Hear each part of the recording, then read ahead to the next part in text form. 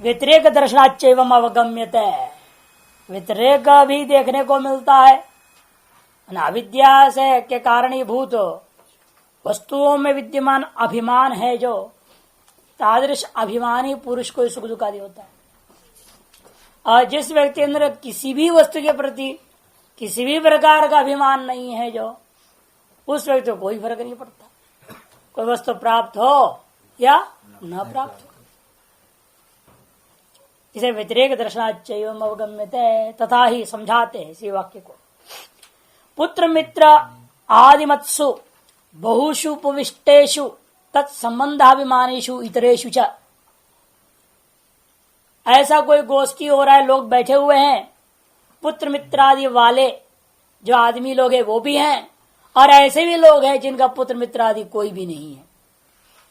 पुत्र मित्र आदि मत्सु बहुषु उपविष्टेषु तत्संबंध अभिमानीषु, और उसके संबंध का भी अभिमान करने वाले हैं वहां, इतरेषु च। और ऐसे भी लोग हैं जिनका कोई पुत्र मित्र आदि नहीं है और उसके साथ संबंध अभिमान भी नहीं है। उनमें से अचानक कोई आकर के खबर दिया, उस गोष्ठी का पीछे लोग बैठे हैं, उसका पीछे बोल दिया पुत्रो मृतः, अथवा घोषणा हुआ मित्रम मृतम, अमुक नाम का मित्र मर गया किसी का। इत्येवम् आदि उद्घोषिते येषामेव पुत्र मित्रादि मत्वाभिमानः तेषामेव धन्यमित्तम दुःखम उत्पद्यते। जब ऐसा उद्घोषणा हो जाए तब जिन लोगों के अंदर उस व्यक्ति का पुत्र के संबंध या मित्रादि संबंध को लेकर अभिमान था, उन्हीं लोगों में तत्मरण निमित्तक दुख होता है। नाभिमान ही दानाम परिव्राजकादि नाम, और तारस पुत्र मित्रादियों में अभिमान से हीन परिव्राजकादियों में कभी किसी प्रकार का सुन करके यह व्यवहार से दुख नहीं होता। अतश्च लौकिकस्या भी पुंस सम्यक दर्शनार्थवत्तम दृष्टम। इतने एक और बात, इसे यह भी बात सिद्ध हो रहा है कि लौकिक पुरुष का भी सम्यक दर्शन सार्थक देखा जाता है। सम्यक दर्शन जो है सबके लिए, लौकिकस्यापि पुंसः, लौकिक पुरुष भी क्यों न हो उसके लिए भी हमेशा सम्यक दर्शन अर्थवान होता है। लोक व्यवहार के लिए भी कोई चीज है उसका बारे में आपको मालूम नहीं, लेकिन उसका सम्यक ज्ञान आपको हो जाए तो उससे आपका लाभ है या नहीं। किसी भी वस्तु का लौकिक व्यवहार में भी आप देखिए, किसी वस्तु का आपको जो असम्यक ज्ञान जो होता है वह हमेशा आपके लिए नुकसानदायक हो जाता है। उस वस्तु के सम्यक ज्ञान हो जाए तो कभी आपको नुकसान देने वाला नहीं हो सकता। उसी प्रकार यहाँ पर इसीलिए जो मोक्ष संबंधी शास्त्र आदि जो है अद्वैत कथन करने वाले ये व्यर्थ नहीं होंगे। किमुत विशेषून्यात् आत्मनो अन्यद् वस्तुंतरम पश्यतो नित्य चैतन्य मात्र स्वरूप सीति। और जब लौकिक पुरुष को भी सम्यक दर्शन लाभ दे सकता है, और उसके बारे में तो कहना ही क्या, किमुत कैमुतिक न्याय, उसके बारे में कहना ही क्या है कि जो व्यक्ति विशेष शून्याद आत्मनो अन्यद् वस्तुंतरम पश्यमाना, सारा विषय से शून्य आत्मा है, ऐसे उस आत्मा से अन्य वस्तु को नहीं देख रहा है। आत्मनो अन्यद् वस्तुंतरम अपश्यत है, और क्या अनुभव कर रहा है वो, नित्य चैतन्य मात्र स्वरूप से पश्यतः, नित्य चैतन्य स्वरूप मात्र को अनुभव करता हुआ जो पुरुष है, ऐसे विवेकी विद्वान ज्ञानी पुरुष के तो कहना ही क्या है, उसके लिए सम्यक दर्शन अवश्य उसको मोक्ष देगा। तस्मात् नास्ति सम्यक दर्शन अनर्थक्य प्रसंग, इसलिए सम्यक दर्शन की अनर्थक्यता दोष नहीं रह गया। और इस सूत्र में जो प्रकाशाधिवत्य है वो दृष्टांत है। प्रकाशाधिवती निदर्शन उपन्यास, दृष्टांत का उपन्यास है संबंध भाव। यथा प्रकाश सौर चांद्रमसो वा व्याप्य अवतिष्ठमानोपि अंगुल्यादि उपाय संबंधात तेषु ऋजुवक्रादि भाव प्रतिपद्यमानेषु तत्तद् भाव इव प्रतिपद्यमानोपि न परमार्थतः तद्भाव प्रतिपद्यते। जैसे सूर्य का प्रकाश हो, चाहे चंद्रमा का प्रकाश हो, कोई भी प्रकाश हो, वह सर्वव्यापक आकाश में वेद व्यापी, वेद पूरे आकाश व्याप्त होकर के विद्यमान है वो। लेकिन उस प्रकाश में भी आपके सामने क्या करते हैं, अंगुली हिला दो।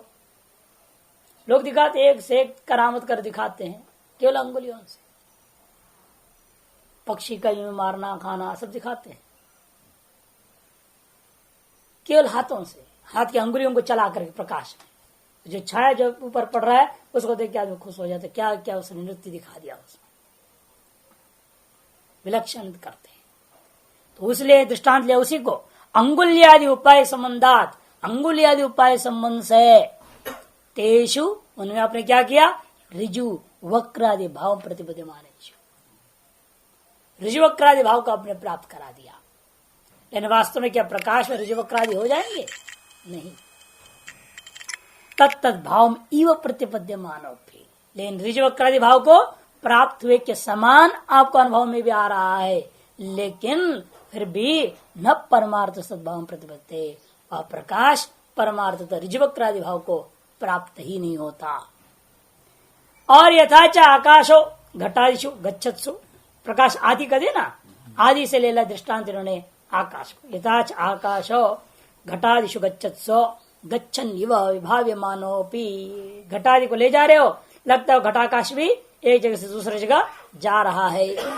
घटादिशु गच्छत्सु गच्छन इव विभाव्यमानोपि, जाता हुआ के समान अनुभव होने पर भी न परमार्थ तो गच्छति, लेकिन आकाश परमार्थता गमन नहीं करता। यथाच एक और दृष्टांत, उदय शरावादि कंपनात् तदगते सूर्य प्रतिबिंब कंपमाने अपि न तद्वान सूर्य कंपते।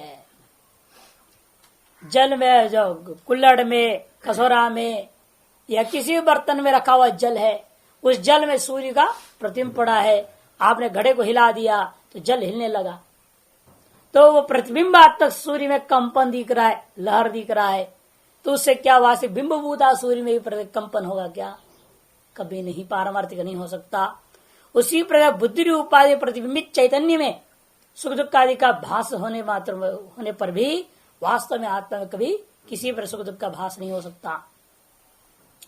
इसे कहते हैं यथाच उदय शरावादि कंपनात्, उदय शरावादि कंपन होने से तदगत सूर्य प्रतिबिंबे भी कंप माने, हाँ तदगत जो सूर्य का प्रतिबिंब है वो भी कंपित होने लगता है, लेकिन फिर भी तो न तद्वान सूर्य कंपित है, लेकिन तारस सूर्य जो है ना, तद्वान ने तारस प्रतिबिंब का असली जो बिंब रूपा जो सूर्य है उसमें किसी प्रकार का कंपन नहीं होता। एवं अविद्या प्रत्युपस्थापिते बुद्धि उपाधि उपहिते जीवाख्ये अंशे दुखाय माने पी न तद्वान ईश्वर दुखायते। इसी प्रकार से एवं अविद्या प्रत्युपस्थापित है, अविद्या की तरफ प्रत्युपस्थापित क्या है, बुद्धि रूपी उपाधि, उस उपाधि में उपहित जो जीव नामक अंश में दुख का देखे जाने पर भी तद्वान तर्श अंश वाला जो अंशी है उस ईश्वर में दुख आदि का कोई संबंध नहीं हो सकता।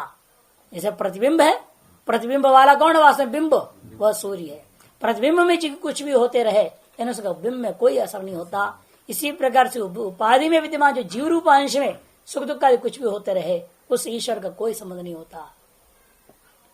जीव से दुख प्राप्ति अविद्या निमित्त इत्युक्तम, हर जीव में भी वास्तविक है ऐसा बात रही। भले दृष्टांतों में क्या है, प्रतिबिंब में लहर दिख रहा है, प्रतिबिंब में लहर है, घटाकाश उपहित आकाश में गमन दिख रहा है, इसलिए अलग अलग दृष्टांत दिया है। प्रकाश, आकाश, प्रतिबिंब तीनों ले लिया। प्रकाश वास्तव ऋजु वक्रादि होता ही नहीं, वो पहला पक्ष, वास्तव में अविद्या ही नहीं है जीव में, इसलिए अविद्या निमित्तक दुख भी नहीं है। पहला वाला उसके लिए दिया। दूसरे वाला दिया अविद्या से बुद्धि उपस्थापित है, बुद्धि का चलन से सब चलन हो रहा है, लेकिन वास्तव में नहीं है। जैसे आकाश में चलन नहीं है ना, आकाश में चलन नहीं है, तथा जीव में वास्तव में दुख नहीं है। अच्छा, तीसरा पक्ष प्रतिबिंब का जान के लिया, प्रतिबिंब में लहर है, इसलिए जीव अपने आप को दुखी मानता भी है। एक तो मुख्य पक्ष के लिए दिया, एक गौण पक्ष के लिए दिया, और एक एकदम मूढ़ पक्षों के लिए दिया। मूढ़ तो हम दुखी बोल रहा है, प्रतिबिंब कंप गया तो आप कहेंगे सूर्य कंप रहा है, प्रतिबिंबात्मक जो सूर्य है उसे कंपन तो है ही है, तो जीव में जरूर दुख है, इसलिए हम दुखी अनुभव हो रहा है। ऐसे माने लो मूढ़ों के लिए अंतिम दृष्टांत। इसलिए वास्तविक सिद्धांत में बोल दिया वास्तव जीव के दुख आदि की प्राप्ति के कारणीभूता अविद्या ही, अविद्या निमित्त की दुख आदि प्राप्ति है। यदि अविद्या नहीं है तो दुख आदि प्राप्ति भी नहीं होगा। तथा च अविद्या निमित्त जीव भाव विदासेन, इसलिए अविद्या निमित्त जीव भाव को हटा दिए जाने पर ब्रह्म भाव एव जीव से प्रतिपादित वेदांता, ब्रह्म भाव ही वास्तविक स्वरूप है जीव का, ऐसा सगल वेदांत श्रुतियों में प्रतिपादन किया गया है। तत्वमसित्यमादयः तस्मात् नास्ति जैवेन दुःखेन परमात्मा दुःखित्व प्रसंग, जीव भले परमात्मा का अंश कर व्यवहार कर दिया जाए, अंश मानने पर भी जीव में विद्यमान दुख आदि को लेकर के ईश्वर में दुख आदि का आना प्रश्न ही नहीं है। स्मरन्ति च, और स्मरन्ति च, जीव का दुख से परमेश्वर को दुख नहीं होता, इस विषय में स्मृतियां भी कथन करती है। श्रुति भी है, च कारक से श्रुति भी है, श्रुति च स्मृति च। स्मरन्ति च पहले व्यासादयो, व्यास स्मृति आदि, यथा चैकेन दुःखेन यथा जैवेन दुःखेन न परमात्मा दुःखायत इति।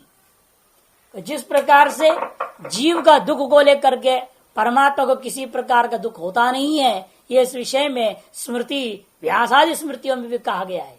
कौन सा श्लोक है वो स्मृति में? तत्र यह परमात्मा ही सनित्यो निर्गुण स्मृत न लिप्यते फलैश्चापि पद्मपत्रमिवाम्भसा कर्मात्मा त्वपरो योऽसौ मोक्ष बंधैः संयुज्यते स सप्तदशकेनापि राशिना युज्यते पुनः।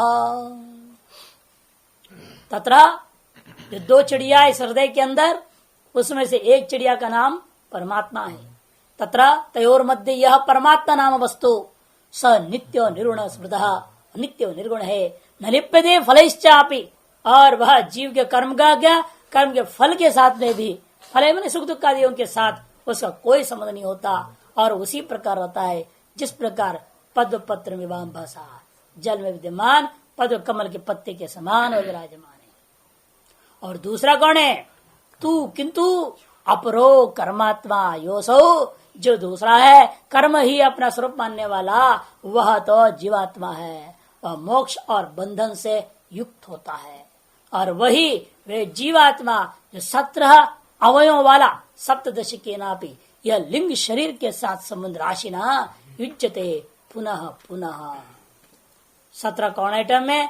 पंचदशी का श्लोक है, उसमें प्रथम ही प्रकरण में 23वां श्लोक में कहा है, बुद्धि कर्मेन्द्रिय प्राण पंचकैर मनसा धिया शरीरम सप्तदशभिः सूक्ष्म तल्लिंगम उच्यते।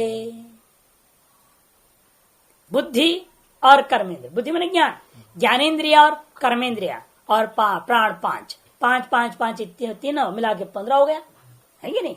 ज्ञानेन्द्रिय 5, कर्मेंद्रिय 5, पंच प्राण 5, कुल मिलाकर के 15। मनसा धिया च, मन और बुद्धि जोड़ दो 17। शरीरम सप्तदशभिः, सूक्ष्म शरीर में 17 तत्वों से युक्त सूक्ष्म शरीर होता है, जिसको लोग लिंग शरीर भी कहा करते हैं। उसी को यहाँ व्यास स्मृति का था, सप्तदशी के नापि राशिना, 17 अवयव वाला तत्वों के समूह रूपा जो राशिभूता वस्तु लिंग शरीर के साथ, वह जीवात्मा ही पुनः पुनः युजते, प्रति बार बार जन्म लेकर संबंध करता है। च शब्दात समामनंति चेति वाक्य शेष, च शब्द की वजह से ये समझना केवल स्मृति में ही नहीं, श्रुतियों में भी इस बात का कथन हुआ है। तयोरन्य पिप्पलम स्वाद्वत्ति अनष्टन्यो विचाकशीति, श्वेताश्वतर में मुंडक में भी है। तयोरन्य पिप्पलम स्वाद्वत्ति, उन दोनों में से एक अपना कर्म फल को बड़ा प्रेम से भोगते रहता है, और दूसरा अनष्टन कि सर्वभोग संबंध रहित होकर के अभिचाकशीति, वह केवल देखते रहता है। एक तथा सर्वभूतांतरात्मा न लिप्यते लोक दुखे न बाह्य, वह एक है, सकल भूतों के अंतरात्मा है परमात्मा, और लोक जीव का दुख का कोई संबंध नहीं होता है, ऐसे साफ बोला है कठोपनिषद। अत्राहा, अगले सूत्र की भूमिका काफी है, विचार पूर्व पक्ष करेगा। पूर्व पक्ष यहाँ पर यदि से सब बोलेगा, जहां बीच बीच ननु दिखेगा पूर्व पक्ष नहीं समझिए, एक देशी बोलेगा, ठीक है। यदि तर्हि एक एव सर्वेषां भूतानां अंतरात्मा स्यात् कथम अनुज्ञा परिहारो स्यात् हम लौकिको वैदिको चैति। पूर्व पक्षी कहता है महाराज यदि एक ही है, वही जीवात्मा है, वही सकल भूतों की अंतरात्मा है, तो फिर ये अनुज्ञा परिहार किस लिए, विधि निषेध किस लिए? मायन से सर्वभूतानि क्यों पोषण है तो विधि भी कर रहे। ये विधि और निषेध चाहे लौकिक विधि निषेध हो चाहे वैदिक विधि निषेध हो, वो किस लिए है? तो कहते हो तो अंश जीव के लिए है ना। हमने कहा है पूरे सिद्धांत एकदशी बोलता है ननु च अंशो जीव ईश्वर से इत्युक्तम। अरे हमने जवाब दे दिया है, ईश्वर का अंश जीव है ना, उस जीव के लिए विधि निषेध है। यद तद भेदाच अनुज्ञा परिहारो, अतएव अंश और अंश के बीच में आविद्य का भेद होने के कारण से ये अनुज्ञा और परिहार विधि और निषेध का विधि है, विधान किया गया। तदाश्रयो अव्यतिकीर्ण उपपद्यते किमत्र चोद्यते इति। इसलिए कहते देखो जीव और ईश्वर में भेद होने से तदाश्रय अनुज्ञा और परिहार प्रतिषेध दोनों के दोनों जो है आसांकर्यता पूर्वक है। अव्यतिकीर्ण, व्यतिकीर्ण नहीं है माने संकीर्ण नहीं है, असंकीर्ण है, बिल्कुल अलग अलग है। अतः एक नियंता बन जाता है ईशित्री और दूसरे ईशितव्य होकर के एक दूसरे पर शासन करने लग जा रहे हैं। अतः यह आशंका आपने कैसे कर दिया, यह आशंका कोई प्रश्न ही नहीं है। तब पूर्व पक्ष गति चेद उच्यते ननु से इति तक सिद्धांत एकदेशी। तब पूर्व पक्षी उच्चते से जवाब देगा एकदेशी को, नहीं तदेवम, आपने जैसे कहा वैसा नहीं है मामला। फिर क्या है? अनंशत्वम अपि जीवस्य अभेदवादी ने श्रुति प्रतिपादयन्ति। ये भी तो है, जीव जो है अंश नहीं है, जीव जो है किसी का अंश नहीं, जीव ही ब्रह्म है, जीव ही परमात्मा है, वही ब्रह्म है। ऐसे कहने वाली तो श्रुतियां है ना। अंशत्व कथन करने वाली श्रुतियां जैसी है वह अंश नहीं है ऐसे कथन करने वाली भी श्रुतियां। अनंशत्वम अपि जीवस्य, जीव के अंदर अनंशत्व को कथन करने वाली अभेदवादिनी श्रुतियां प्रतिपादन करती हुई रह रही है। तत्सृष्ट्वा तदेव अनुप्राविशत, देखो उस ब्रह्म ने पैदा किया और स्वयं उसमें प्रवेश कर गया। ये तो नहीं कहना ब्रह्म ने पैदा किया और ब्रह्म ने अपने अंश को उसके अंदर छोड़ दिया, ये गालेगा।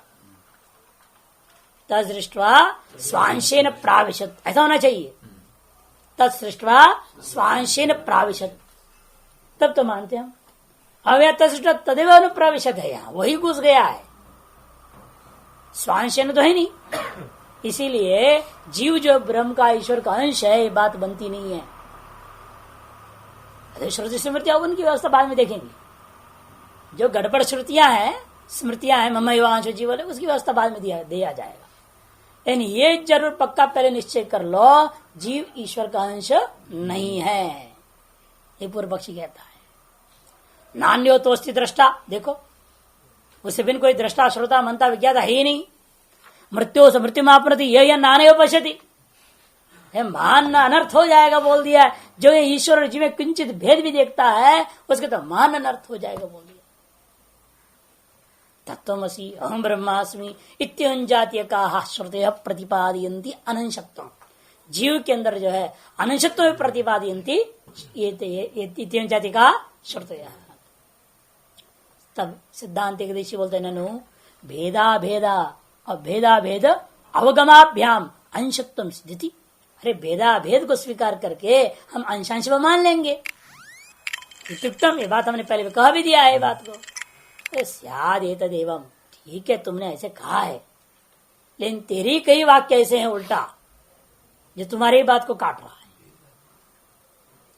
यदि उभौ अपि भेदा भेदो प्रतिपादितो स्यात्, क्या वास्तव में तुम मानते हो भेदाभेद दोनों ही पारमार्थिक रूपेण प्रतिपादन करने के लिए इच्छित है श्रुति में? अब तुरंत कहोगे नहीं, अभेद ही पारमार्थिक, भेद जो है नहीं। अतः भेदाभेद को मानकर कैसे अंशांश भाव आएगा? कहता है यदि उभौ भी भेदाभेदो प्रतिपादितो स्यादाम अभेद एव तु अत्र प्रतिपादित। ये देखो तो सब आपके वाक्यों को याद दिला रहा है। यदि ऐसा था तो आपने क्यों बोला? ये आपके वाक्य है। अभेद एव तो अत्र प्रतिपादित ब्रह्मात्म प्रतिपत्त पुरुषार्थ सिद्ध है। स्वभाव प्रत्यस्तु भेदो अनुद्यते न च निरवस्य ब्रह्मण मुख्यो अंशो जीवा संभवती इति उक्तम। ये आपने ही कहा है। और यदि भेदाभेद दोनों प्रतिपादन का निश्चित होता तो आप ये कैसे कह दिए थे? तस्मात् पर एव एक सर्वेशा भूताना मंत्रात्मा जीव भाव स्थिति तो वक्तव्य अनुज्ञा परिहार उपपत्ति ही। इसलिए आपको बताना पड़ेगा विधि निषेध का असली प्रयोजन क्या है, क्योंकि वह एकमेव द्वितीय ब्रह्म ही सर्वेशा भूताना मंत्रात्मा। तस्मात् पर एव एक परमात्मा ही एक है जो वही सकल भूतों का अंतरात्मा बना हुआ है। जीव भावे न सकल भूत उपाधियों में वही रहने पर भी उसका नाम मात्र जीव पड़ गया, लेकिन वही है ना। और उसको सुख दुख होता नहीं, कुछ नहीं होता है, आपने सिद्ध किया है, फिर विधि निषेध किस लिए? और निर्गुण वगैरह आपने श्रुतियां दी है ना, और निर्गुण है पूपन में बताया यह परमात्मा ही स नित्यो निर्गुण स्मृत। फिर विधि निषेध किस लिए? यदि वही हम सब में है, उससे दूसरा कोई है ही नहीं। नान्यो अस्तित्व तो दृष्टा, ये सब जो कहा है फिर किस लिए कहा आपने? इत्यतो इसलिए वक्तव्य अनुज्ञा परिहार उपपत्ति है। इसलिए विधि और निषेध किस लिए हुआ है, इस बात का जवाब आपको देना ही पड़ेगा। ताम प्रति ब्रूमः, तब उसके लिए सिद्धांति सूत्र को ले आता है। अब यहां से सिद्धांति बोलेगा ताम प्रति ब्रूमः। इस आशंका के प्रति हम यह जवाब देते हैं। अविवेक भ्रांति निमित्त जीव का अविवेक भ्रांति निमित्त दुख का अंश सब कुछ पहले बोल दिया ना प्रकाश में। हाँ, फिर दूसरा क्यों? लेकिन विधि परिहार फिर किस लिए? अविवेक भ्रांति उसको दूर करने के लिए विधि निषेध, उसको दूर करने के लिए कोई विधि निषेध की जरूरत है? उसे तो सम्यक दर्शन की जरूरत है, ज्ञान की जरूरत है।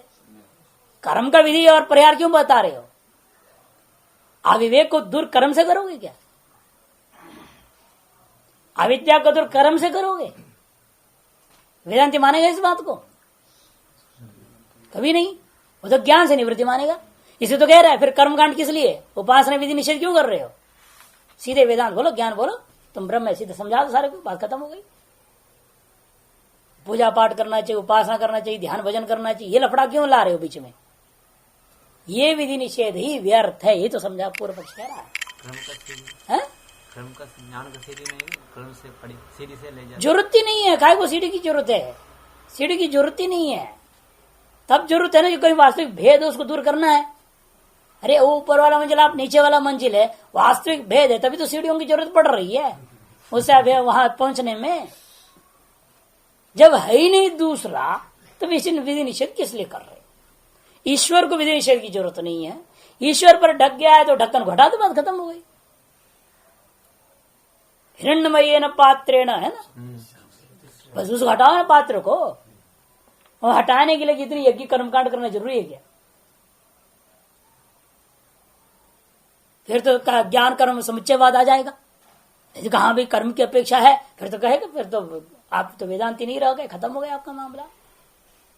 ज्ञान कर्म समुच्चयवाद आ जाएगा ना। पहले बतरे के खंडन कर दिया हम लोग, बतरीवाद का हाँ ये तो करें, खंडन कैसे कर दिया आपने?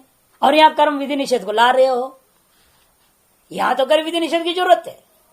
और पूर्व पक्षी कहता है ये तो समझा रहा है विधि निषेध की इसलिए जरूरत है, बताओ फिर, जब दूसरा है ही नहीं। ज्ञान से ही मोक्ष होना है, अकेला विद्या दूर करनी है, केवल ज्ञान की चर्चा करो, सारे विधि निषेध वेद आपका व्यर्थ हो जाएगा। तब अनुज्ञा पर्याव देह संबंधा ज्योतिरादिवत विधि निषेध की जरूरत है उसके लिए जिसके लिए देह संबंध, देह संबंधात ज्योतिरादिवत। जैसे ज्योतिरादियों में भी विधि निषेध है। अग्नि अपने आप में पवित्र है या नहीं? लेकिन मुर्दे का अग्नि लाओ,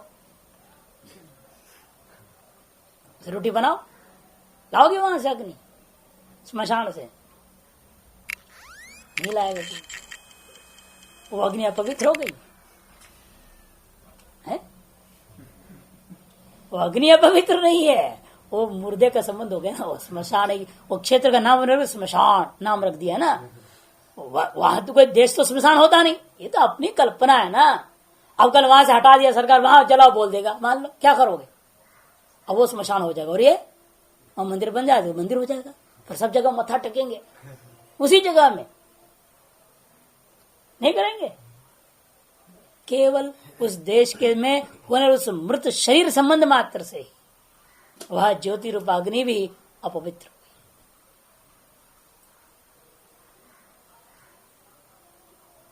पार्थिवत्व है, हड्डी भी पार्थिव है ना, पत्थर भी पार्थिव है। गंगा से पत्थर उठा के ले आओगे बढ़िया, वही गंगा से पत्थर उठा देगा, हड्डी छू जाए तो क्या हो गया?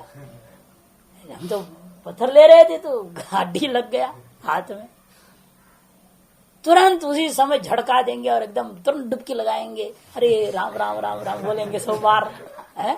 क्यों? अरे पत्थर जिसको ढूंढ रहे थे वो भी तो पार्थिव था, वो हड्डी भी पार्थिव है, है तो वही पृथ्वी नहीं। वो हड्डी नाम रख दिया ना उसको, हड्डी संबंधात, वो हड्डी नाम रख दिया, बस वही गड़बड़ हो गया, उसके साथ संबंध हो गया ना, इसलिए पवित्र। ये सब कुछ केवल औपाधिक संबंध के कारण से है। जब तक आप औपाधिक संबंध मानोगे तब तक विधि निषेध माननी पड़ेगी। उपाय संबंध के कारण से भेद, भेद के कारण से विधि निषेध। और उपाय संबंध का विवेक इतना आसानी से पैदा होता नहीं ना। अविवेक तो अनादिकाल से कब हुआ पता नहीं, आसानी से हुआ था कि कठिनाई से हुआ था भगवान जाने। किसे पूछा जाए अविवेक जो हुआ था, अविवेक की इतनी कठिनाई हो रही है, लेकिन अविवेक हो जो हुआ वो कैसे हुआ था? आसानी से हुआ था? ये नहीं कह सकते। आप जानते कि कब हुआ? यदि आप जानते होते कब हुआ कैसे हुआ तो कहते आप आसानी से हुआ था, लेकिन आपको मालूम ही नहीं कब हुआ कैसे हुआ। ये कह तो सकते नहीं हम आसानी से हुआ था कि भाई कठिनाई से हुआ। लेकिन इतना जरूर है, लौकिक भ्रांतियों को देखने से मालूम होता है भ्रांति आसानी से हो जाती है। अन्यत्र हो रहा है ना भ्रांतियां, जो वो जटित हो जाता है। आदमी को बेवकूफ बनाना बड़ा आसान है, आदमी को समझदार बनाना बड़ा कठिन काम। ठगना आसान है ना, किसी को भी बेवकूफ बना लो आप, लेकिन जो है वो भी कला है, वो स्वतः सिद्ध है, वो स्वाभाविक कला है। अविद्या की महिमा है ना, वो तो स्वाभाविक कला है। वो कोई विशेष कला के प्रयत्न नहीं करना पड़ता है, वो तो जन्मजात है। वो अविद्या जब तक है तब तक वो सब रहे, सब सिद्धियां स्वतः प्राप्त। झूठ बोलना, ठगना, बेईमानी करना, धोखा देना, विश्वासघात करना, ये सब स्वाभाविक चीजें हैं। अविद्या के स्वभाव है, आत्मा का स्वभाव नहीं है, अविद्या के स्वभाव। इसलिए कोई कठिन नहीं है सारी चीजें। तो इसलिए जब तक ये संबंध है तब तक सारी चीजें करनी पड़ती है, और उसको मिटाने के लिए झंझट तो करना ही पड़ेगा। अनुज्ञा परिहारो देह संबंधात, अनुज्ञा परिहारो ने मित्रम सेव्यम शत्रु परिहर्तव्य पशुना यजेत महिंसा सर्वाभूतानि, लौकिक और वैदिक विधि निषेध। ये जो अनुज्ञा में विधि, परिहार में निषेध, ये दोनों के दोनों एक आत्मा में भी संभव है। क्यों? देह संबंध। अद्वैत होने के बावजूद भी, अभेद होने के बावजूद भी देह संबंधा, देह के साथ तादात्म्य संबंध होने से उत्पन्न जो भेद, उस भेद के कारण से ये सब उचित होता है। ज्योतिरादिवत, ज्योतिष अग्नि लेना, अग्नि आदिवत, स्मशान अग्नि महानस अग्नि में भेद जैसा है, आहवनी अग्नि में श्मशान अग्नि में अंतर है, तद्वत आदि से पृथ्वी का दृष्टांत देना, हड्डी वगैरह को भी। रथो भार्या उपेयात इति अनुज्ञा गुरुवंगनाम नोपगच्छेत इति परिहार। रथो अर्थात जो रजस्वला का संपन्न होने के पश्चात के चौथे, छठे, 8वें, 10वें, 12वें अथवा 7, 9, 11, 13 इन रात्रियों में ही पत्नी के साथ संबंध करनी चाहिए, ये विधि हुआ। लेकिन किसी भी हालत में गुरु पत्नी के साथ, गुरु के पुत्री के साथ गुरुवंगनाम नोपगच्छेत, ये निषेध हो गया। इसी प्रकार से अग्निशोम्यम पशुम संजपयेत, इति अनुज्ञा न हिंसा सर्वभूतानि प्रियार। अग्निशो में पशु को हिंसा करनी चाहिए, काटना चाहिए उसकी गर्दन, संजपयत मैंने गर्दन काटो, और न हिंसा सर्वभूतानि दूसरी तरफ निषेध भी है। एवं लोके भी मित्रम उपसेव्यम इति अनुज्ञा शत्रु परिहर्तव्य इति परिहार। मित्र के साथ उठना बैठना खाना पीना घूमना फिरना करना चाहिए, और शत्रु के साथ कभी नहीं करना चाहिए सब काम। ऐसे विधि और निषेध लौकिक है। एवं प्रकारो अनुज्ञा परिहारो एकत्व आत्मदेह संबंधात स्याताम। यद्यपि एक में अद्वितीय ब्रह्म है, फिर भी जो है ना एवं प्रकार अनुज्ञा परिहार, इस प्रकार की जो विधि और निषेध है वह तब तक लागू होता है जब तक जो है आत्मा का देह के साथ संबंध हुआ करेगा। देह से तात्पर्य देह ही संबंध, केवल स्थूल से मतलब नहीं है केवल, इसलिए देह ही संबंध तीन है ना, स्थूल सूक्ष्म कारण शरीर, देह ही संबंधित देह संबंध। कहा पुनर्देह संबंध, देहादिरयम संघात अहमेव इति। संबंध क्या है? इस शरीर आदि को मैं ही आत्मा हूं ऐसे ग्रहण कर लेना, इस शरीर को ही आत्मा कर ग्रहण करना। अहमेव इदम देहादिरयम संघात, ये जो देहादि संघात है यही मयु अहमेव इति आत्मन विपरीत प्रत्युत्पत्ति, आत्म विषय को विपरीत ज्ञान ग्रहण कर लिया। अनात्मा को आत्मरूपेण ग्रहण कर लेना और आत्मा को अनात्म रूपेण ग्रहण कर लिया।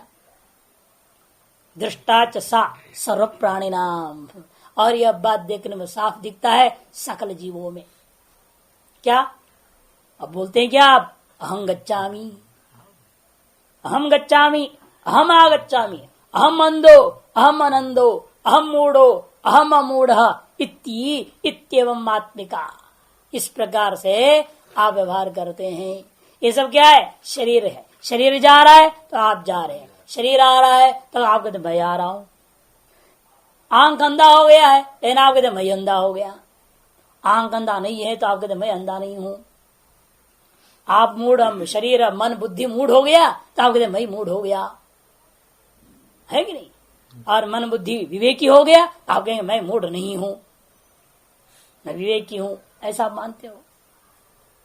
इस प्रकार की जो है पहले स्थूल शरीर लिया, फिर इंद्रियों को लिया, बाह्य इंद्रिय, फिर अंतर इंद्रिय को भी लिया, तीन ले लिया। इस तरह से समझ में आ जाता है। अहम गच्छामि ना गच्छामि ये शरीर का स्थूल है, अंधो आनंदो इंद्रिय का है, और अमूढ़ो अमूढ़ अंतःकरण का है। इत्यमात्मिका नहीं अस्याह सम्यक दर्शनाद अन्य निवारकम अस्ति। आगे ना वास्तव में एतादृश भ्रांति को निवारण कौन करेगा? एकमात्र सम्यक दर्शन, उसके अलावा और कोई निवारक नहीं है। फिर प्राप्त वही रहेगा। फिर सम्यक दर्शन की उपदेश करो, विधि निषेध किस लिए है? इसको निवारण नहीं करना मुख्य लक्ष्य है ना। कहते हाँ बिल्कुल सही है, प्राप्त सम्यक दर्शनात् आ गया ना। लेकिन सम्यक दर्शन होने से पहले प्रतता ऐसा भ्रांति ही सर्वजंतुष, ये जो भ्रांति है सकल जीवों में फैला हुआ दिखाई देता है, प्रसिद्ध है।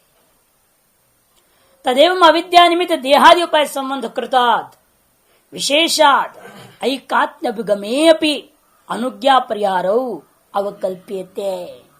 इस प्रकार से अविद्या निमित्तक देहादि उपाय संबंध कृत विशेष होने के बावजूद विशेषात ऐकात्म्यभिगमे अपि, एक सर्वभूतांतरात्मा एक है ऐसा स्वीकार करने पर भी अनुज्ञा परिहारो अवकल्प्यते, अनुज्ञा मैंने विधि और निषेध हमें स्वीकार करना ही पड़ता है।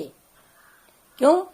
सम्यक दर्शन स्तर अनुज्ञा परिहारो परिहार आनतक्यम प्राप्त, तभी फिर तो सम्यक दर्शी के लिए विधि निषेध व्यर्थ हो जाएगा। कहते बहुत खुशी की बात है, यही तो हम बताना चाह रहे हैं आपको। ये सब अज्ञानी के लिए, असम्यक दर्शी के लिए विधि निषेध, सम्यक दर्शी के लिए सब नहीं है। पूर्व पक्ष है ये सम्यक दर्शन स्तर ही तर्हि सम्यक दर्शिन अनुज्ञा परिहारो अनृतक्यम प्राप्तम चेत न, ऐसे आप आशंका न कीजिए क्योंकि वो इष्टापत्ति है उसमें हमारे लिए। तस्य कृतार्थत्वात् नियोज्यत्व अनुपत्ति, वो नियोज्य ही नहीं है तो विधि निषेध क्या करेगा उस पर?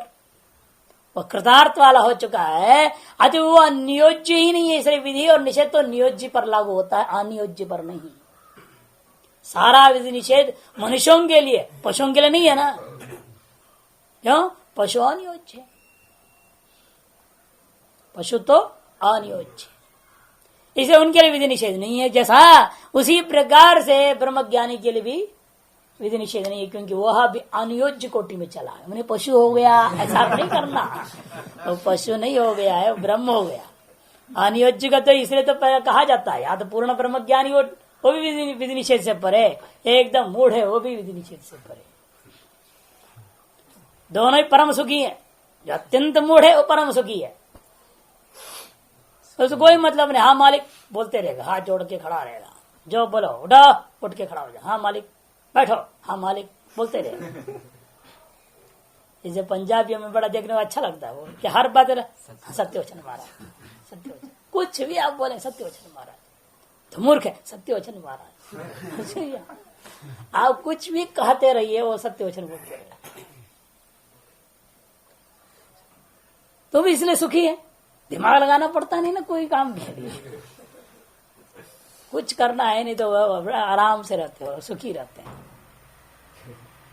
भले उनको संसार मिलेगा, जन्म जन्म होते रहेगा, वो बात अलग चीज है, लेकिन यहाँ तो सुखी है ना। और जब उनके दिमाग में घुसा दो, 99 के चक्कर डाल दो, तो फिर हो गया, बर्बाद हो जाएगा। चक्कर ही सबसे खराब। थोड़ा बुद्धि जब काम करने लग जाता है ना, वो सबसे गड़बड़ है। या तो पूरा काम कर दे तो ठीक है, बिल्कुल ना काम करे तो भी ठीक है। बीच वाले है ये सब खटपट वाले, वही ज्यादा है संसार में। जैसे कृतार्थत्वात् नियोज्यत्व अनुपपत्ते है तस्या सम्यक् दर्शिनः हेयोपायोर ही नियोज्य नियोक्तव्य स्यात्। हेयोपायोर ही नियोज्य नियोक्तव्य स्यात्, क्योंकि नियम यही है, हेय और उपादेय में ही नियोज्य नियुक्त करने योग्य होता है। जो भी नियोज्य है उसको आप हेय में और उपादेय में तो नियोजन करोगे, हेय से उसका परिहार करोगे और उपादेय में उसको विधि कर दोगे। नियोज्य जो है नियोक्तव्य होता है किस विषय में? हेय और उपादेय विषयों में ही। और जिस व्यक्ति के लिए न हेय न उपादेय है, उसके लिए विधि निषेध क्या करेगा? आपके लिए कोई न हेय है न उपादेय है, उस अवस्था में आपका विधि निषेध क्या करेगा? उपादेय को पाने के लिए विधियां होती है, हेय से बचने के लिए निषेध होते हैं।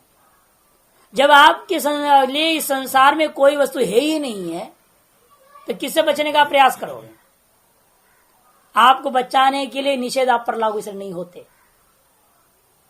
क्योंकि आप किससे बचना ही नहीं चाहते। आपके लिए ऐसा कोई वस्तु नहीं जिससे आपको बचना है, ही नहीं। इसी पर ऐसा कोई वस्तु नहीं संसार में जो आप पाना चाहते हैं, या किंचित उपादेय। हाँ, ये कोई चीज पाना है तो उसके लिए विधि है, इसी ढंग से पाना ताकि जब पाप न लगे। विधि तब आएंगे ना, कोई भी चीज हम प्राप्त करना चाहते हैं उसके लिए विधि आया। यदि हमारे लिए कोई वस्तु है ही नहीं संसार में जो उपादेय हो पाना हो, तब वो सारी विधियां हमारे लिए क्या करें? कुछ नहीं, व्यर्थ है। इसलिए कहते नियोज्य को यह नियोक्तव्य रूपेण विद्यमान नियोज्य को नियुक्त करने योग्य यदि वस्तु होता है तो वो हेय और उपादेय के विषय में ही होता है।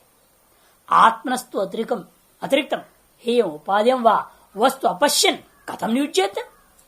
और जो आत्मा से अतिरिक्त, आत्मनस्त्वतिरिक्तम आत्मा से भिन्न रूपेण हेय अतो उपादेय वस्तु को न देखता हुआ अपश्यन, ऐसा पुरुष के प्रति कथम नियुज्येत, हे उपादेय को लेकर के विधि निषेध कैसे नियुक्त करेगा आपको? नच आत्मा आत्मनीयव नियोज्य स्यात्, आत्मा को आत्मा से आत्मा में ही नियोजन कर डालो। ऐसा नहीं होता, तो आत्मश्र दोष है वहां पर। शरीर व्यतिरेक दर्शन एवं नियोज्यत्वम इति चेत, लेकिन फिर भी नियोज्य वो होता है उपादेय में जो शरीर से बिना आत्मा को देख ही रहा है। अरे शरीर से बिना आत्मा मानने वाला ही वास्तव में नियोज्य होता है। कि शरीर से भिन्न मेरा आत्मा है और वो आत्मा यहां से स्वर्ग आदि जाएगा आएगा, इसलिए मुझे स्वर्ग चाहिए, ये तो सोचेगा। कहते बात तो सही है, लेकिन केवल शरीर से भिन्न मानने वाले मात्र से को विधि निषेध लागू नहीं होते हैं। लेकिन शरीर से भिन्न आत्मा है ऐसा मानते हुए शरीराभिमान रखने वाले को ही होता है। मैं शरीर से अलग हूं, स्वर्ग आदि जाने वाला, लेकिन मैं शरीर वाला हूं, ऐसे जो अभिमान भी होना ना, तो उसी के प्रति विधि निषेध लागू होता है। केवल शरीर से भिन्नत्व ज्ञान होने मात्र से काम चलता नहीं, उसके लिए भी विधि निषेध लागू नहीं है। शरीर से भिन्न आत्मा मैं शुद्ध बुद्ध शुद्ध बुद्ध स्वरूप हूं, हो गया, मुक्त हो गया वो तो। इसे शरीर से भिन्न आत्मा है ऐसे मानने मात्र से विधि निषेध लागू होता है, ऐसी बात भी नहीं है।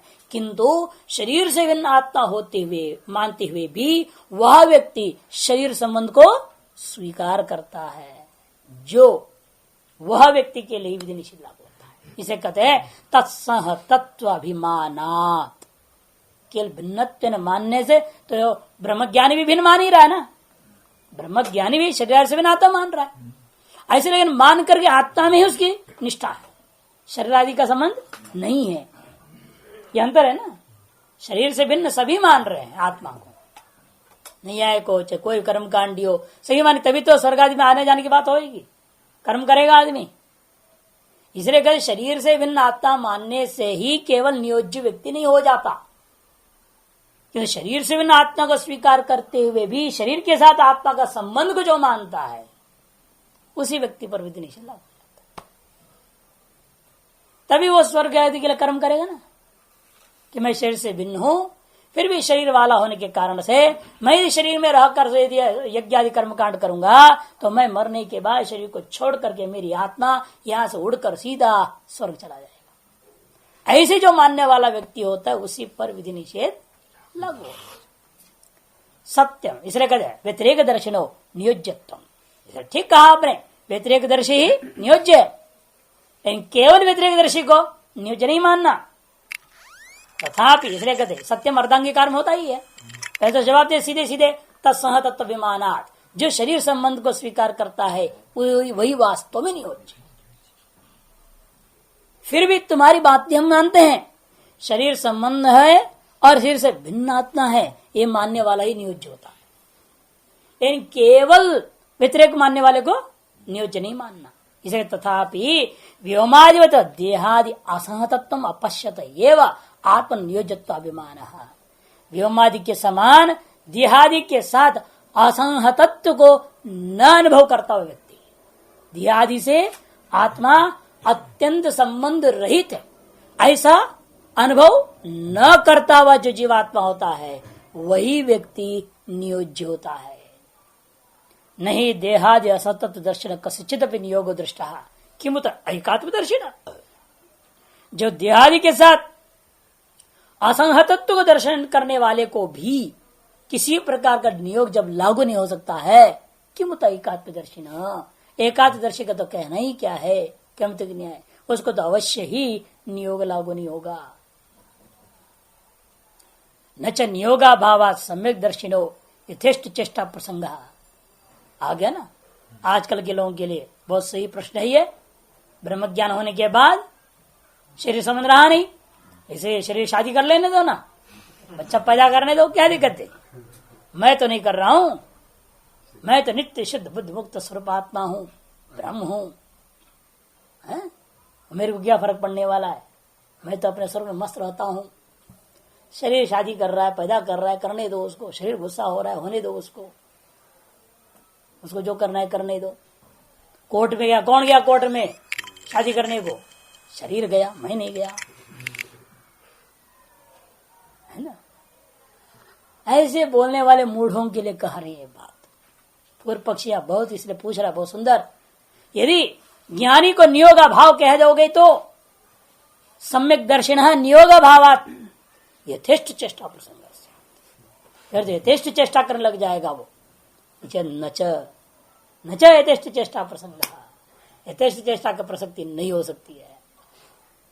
इसके तो अनेकों जवाब है, यहाँ तो सीधे साधे जवाब दे देंगे यद्यपि अब तो कई बार बता चुका हूं, जो अनेकों जन्मों की साधना करके आया हुआ है वो एकदम बिगड़ जाएगा क्या? ब्रह्मानुभूति उत्पत्त मार्ग में चला जाएगा? वही जा रहा है जो कभी इस मार्ग में था ही नहीं और अब पाखंडी हो रखा है, वो चला जाएगा। जो अनेक जन्म संसिद्ध कश्चित विद्यमान तत्व जब है, भगवान कह रहे हैं अनेक जन्मों से आप साधना करते करते करते करते संसार से, स्त्री से, सब से वैराग्य करते करते पर वैराग्य तक पहुंचने के बाद तो हुआ ब्रह्म ज्ञान। और वो व्यक्ति ब्रह्म ज्ञान होते ही बराबर महासंसारी हो जाए, ये तो कैसा हो जाएगा? उसकी संस्कार ही नहीं, उसके बाद वासना ही नहीं है। वो संस्कार वासना क्षय करते करते करते स्थिति में आया हुआ है, पर वैराग्य प्राप्त है उसको। और उस व्यक्ति के अंदर अचानक जो है अनेक जन्म, हजार लाखों अरबों जन्म पहले का जो था संस्कार, संसार का संस्कार, वो जग जाएंगे क्या? और अनेक जन्मों से किया सारा सब 1 मिनट के अंदर खत्म हो जाएगा? ऐसी बात नहीं। वो संस्कार ही नहीं रह जाता, उसका संसार का संस्कार ही नहीं। अक्षय मात्र कल्पो ही योगी न, कहा है ना, तो थोड़ा सा भी आवाज सुनता है जब, तभी उसके लिए धड़कन बड़बड़ होने लगता, अरे आ गई कोई माया देवी, खतरा।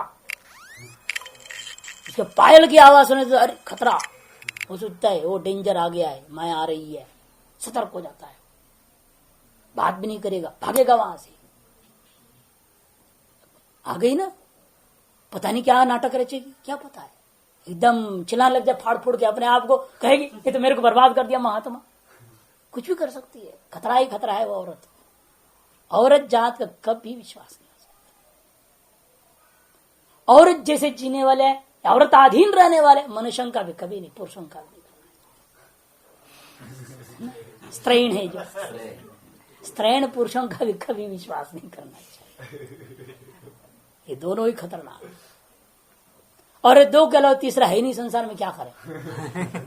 इसे पूरा संसार ही खतरनाक हो। तो अक्षय मात्र का इसलिए वहां पर बार बार कहा है, समझाए योगियों के लिए कि इन चीजों से दूर रहने वाले व्यक्ति अचानक कैसे ब्रह्म ज्ञान के बाद इन चीजों में आसक्ति करेगा? हो ही नहीं सकता है। इसे कहते हैं सर्वत्र अभिमान शैव प्रवर्तकत्वाद अभिमान अभावाच्च सम्यक दर्शिन। हमेशा प्रवृत्ति का कारण कौन है? अभिमान है। और सम्यक दर्शी के अंदर किसी भी चीज का अभिमान जब नहीं है तो प्रवृत्ति कहां से होना है? वो तो निवृत्ति परायण होते ही जाता है, और निवृत्ति की ओर बढ़ते जाता है। प्रवृत्ति परायणता बढ़ रहा है, इसका मतलब है उसके अंदर अभिमान बढ़ रहा है। जितनी अभिमान बढ़ेगी उतनी उसके अंदर प्रवृत्ति बढ़ती जाती है। इधर प्रवृत्ति के लिए प्रवृत्त खुद हो रहा है या दूसरे से प्रेरित होकर हो रहा है, ये दोनों ही दोष है।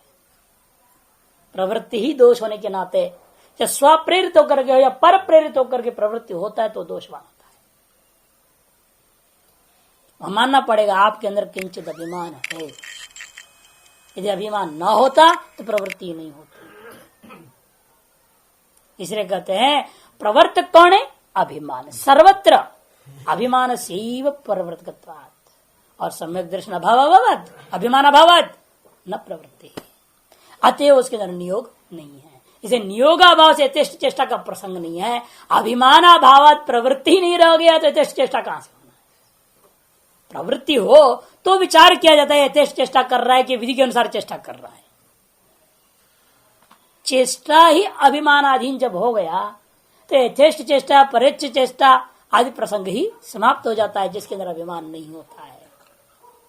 तस्माद देह संबंध आदि अनुज्ञा परिहार ज्योतिरादिवाद। इस निष्कर्ष निकला देह संबंध को लेकर के ही अभिमान है, वह अभिमान की वजह से ही विधि और निषेध उस पर लागू हो रहा है। ज्योतिरादिवाद दृष्टांत को समझाएंगे। यथा ज्योतिष एकत्व अग्नि क्रव्यात् परिह्रियते नेतरः। यदि ज्योतिष माने अग्नि ही एक होने के बावजूद भी, क्रव्यात् माने स्मशान अग्नि, क्रव्याग्नि कहते स्मशान अग्नि को, उससे आप परिहार करते हो। नेत्र अन्य अग्नियों से आप परिहार नहीं करते। यथाच प्रकाश एकस्यापि सवितुः अमेद्य देश संबद्ध परिह्रियते नेत्रः शुचि भूमिष्ठ। जैसे प्रकाश एक ही है, सूर्य का प्रकाश, लेकिन फिर भी अमेध्य देश के साथ संबद्ध सूर्य प्रकाश आप जाके बैठेंगे नहीं। अशुद्ध देश है, अपवित्र देश में सूर्य का प्रकाश पड़ रहा है, तो वहां जाकर बैठ जाओगे क्या? भले कंबल ओढ़ के अंदर बैठोगे लेकिन वहां नहीं जाओगे, है ना। मान लो सारी दुनिया जहाँ लघु शंका करती है वहां धूप आ रहा है, तो वहां जाकर बैठोगे? ठंड हो रहा है करके नहीं जाओगे। स्मशान में कोई धूप सेकने नहीं जाता, आग सेकने नहीं जाता है। भले ही वो प्रकाश वहां भी है, वहां भी सूर्य ही है, वही सूर्य का प्रकाश आ रहा है, दूसरा है नहीं। लेकिन उस देश संबंध के कारण से भी आप उसको त्याग देते हैं और अन्यत्र शुचि भूमिष्ठ शुद्ध भूमि आदि में स्थित प्रकाश का आप सेवन करते हैं। तथा भौमा प्रदेशा वज्र वैडूर्य आदि उपादीयन्ते भौमापि संतो नर कलेवराद्य परिह्रियन्ते। यद्यपि वज्र है, वैडूर्य है, सब मणि क्या है? पार्थिव तो है, पत्थर, लेकिन आप उसका नाम रख दिए ये रत्न है। बस उसके बड़ा प्रेम से संभाल के उसको जो तिजोरी में बंद करके रख देंगे। और वो भी पार्थिव था। दूसरा कौन? नर कलेवरादय, मनुष्य का जो कंकाल था, हड्डी थी, उसका नाम रख दिया ये हड्डी है, ये रत्न नहीं है। बस वो अस्पृश्य हो गया आपके लिए। और उसको लाके तिजोरी में बंद नहीं रखते, उसे आभूषण बना के नहीं पहनते। है तो भौमे भी, वही तो भौमा प्रदेश वज्र वैडूर्य आदि उपादीयन्ते भौमापि संतो नर कलेवरादय परिह्रियन्ते। तथा मूत्र पुरुषम गवाम पवित्रतया परिह्रियते। देखो, गाय का मूत्र है, गाय का गोबर है, उसको पवित्र की भावना से धारण करते हो। तदेव जात्यंतर परिवर्जित है। और सुअर का टट्टी क्या, सुअर छूने से भाग जाते हैं, तो उसे कौन ग्रहण करेगा? तदेव जात्यंतर है। पशु अन्य पशुआदियों का जो है, मनुष्यादियों का भी जो है ना, आप उसका परिहार करते हो, ग्रहण नहीं करते हो। तद्वती